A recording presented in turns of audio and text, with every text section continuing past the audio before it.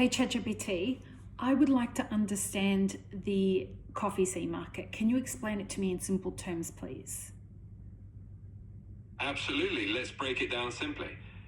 So the C market is basically the global commodity exchange where coffee futures are traded. When people talk about the C market price, they mean the standard benchmark price for a pound of Arabica coffee. It's kind of like the stock market, but just for coffee futures. In simpler terms, it's the main market that sets the base price for coffee beans around the world. This price is influenced by supply and demand, weather conditions in coffee growing countries, economic factors, and even geopolitics. So if you hear about coffee prices going up or down, it's usually tied back to what's happening on the C market. And who uses the C market? Great question. So the C market is mainly used by a few key groups.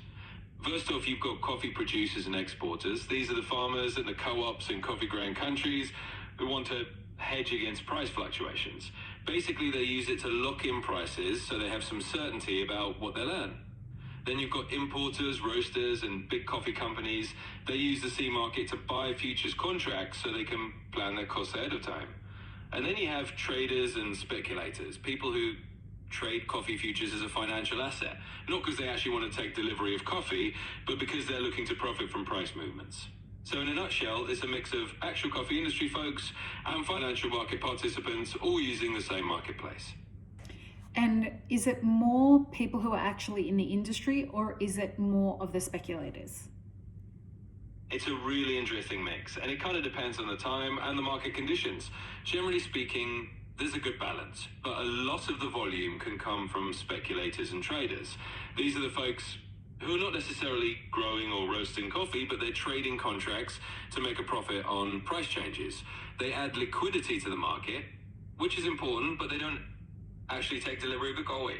On the other hand, you definitely have producers, roasters, and importers who are using the market for its original purpose, hedging and price stability.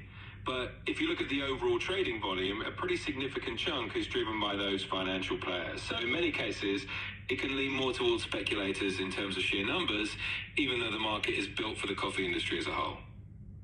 Amazing, thank you.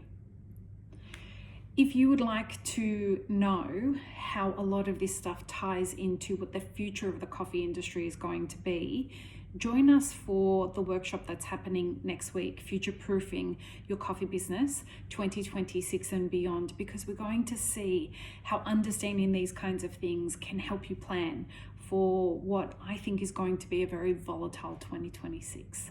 Links in the comments and in the bio. Peace.